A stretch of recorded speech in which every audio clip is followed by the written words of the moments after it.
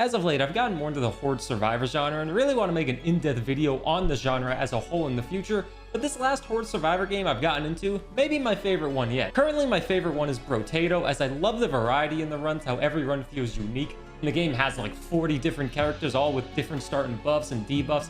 Every run feels fantastic in the game.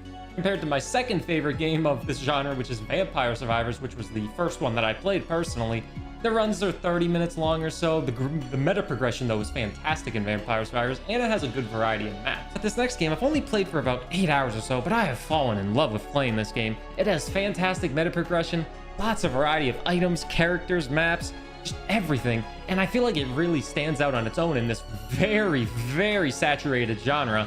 And it's one of the most requested games on this channel, and it's Halls of Torment. Before we fully dive into it, make sure you like and subscribe, as it helps out the channel a lot. And well, let's do it. Now, don't let the graphics of this game fool you. It may look like an old school Diablo game, and at its core, it's pretty similar to other horde survivors where you just fight a horde and waves of enemies and survive X amount of time. But there's something about this game that just feels so fresh and fun for me. Before each run, you have your tiny little hub world, which I still feel like I haven't fully unlocked. But you can pick your character, unlock buffs with the meta progression, view your quest, pick items that are all equipable, change the level, and really, let's cover all of that quickly and precisely. First, I feel like the most important thing to talk about is the meta progression. Not the characters, the meta progression. I am a fan of meta progression in these types of horde survivor games. But now, of course, my favorite one, Brotato, doesn't really have meta progression, as you just unlock an item when you win a run. But Halls of Torment has your typical upgrades all across the board with movement speed, damage, attack speed, defense, health regen. Really, I can name things all day. And like all games, you buy them with gold earned after a run. But gold can be earned based off how long you survived, which quest you've done, and really your overall score in the game. And you can easily refund the upgrades anytime that you want and get all your gold back. Now really, I love this meta progression, and of course it reminds me a little bit of Vampire Survivors because they are very similar. How much different can you get with meta progression in this type of game? But it feels good overall. I will say I am a little concerned that once everything is fully unlocked, runs will be very easy. But I'm 9 hours in so far, and I've only cleared the game once or survived for 30 minutes once on one level. So, you know, maybe the pacing of this one is much better compared to other ones like Vampire Survivors, where I was dominating runs a few hours in. Now, let's quickly talk about the characters of the game. This is a quick, simple one, but you start off with the Swordsman. He's the only character you have, and you can unlock more characters by doing quests. And that's really all it takes. I've unlocked the Exterminator, the Archer, and the Cleric, and all the characters have their own strong suits and feel very fun to play and very unique. They all have different builds that benefit them. I'm not 100% sure on how many characters are in the game. I've heard there's 7 or 8 or so I only have a couple more to unlock, but overall the characters, they feel fun to play, and the upgrades, they benefit them, of course. There isn't much to talk about with characters, really. There's like 8 different characters, all fun to unlock. They're all fun to play. It'll be fun to try to win with every single character, of course. But let's quickly talk about now where the game fully stands out for me, very much so compared to other horde survivors, and it's the item system. Before each run, you can equip items that give you buffs for the entire run. It's kind of like a Dark Souls or Diablo game where you have helmets, gloves, boots, necklaces, really anything. And the buffs help a ton. But what makes it more unique is how you unlock them. In a run, if you find an item that says not obtained, you can put it in your backpack and then go back to where you spawn and then send it up to your hub world, basically. Now, if you send it up to your hub world, you can't use it in the run anymore, but after the run is over, you can buy it with gold at any time you want, and then you can put it on your character on any single run, and then that buff lasts the rest of the run that it's equipped. Now, for me so far, you can only send 1 item per run up, and those items can be expensive to buy, of course, but it's a really unique part of the game that I think is really fun, and it's a really good way to keep the game going as you want to unlock all the items possible. I will say, though, to unlock this ability, I'm pretty sure you need to get to the second world and save someone.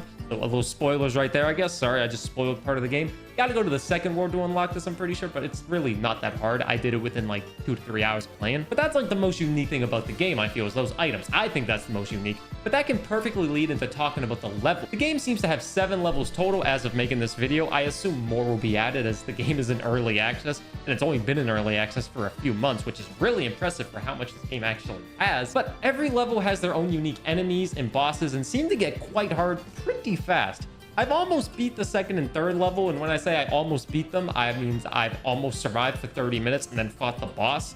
The first boss on the first level has like a 2-phase fight, and it's actually quite hard to win. You might lose your first time if you don't have the correct build around it. There's definitely some things you want to buff more, I imagine, for each boss, but the bosses are actually quite challenging and fun, I'd say. Now, the levels seem to scale pretty well and get hard quite fast, so it will be fun to try to beat every single level.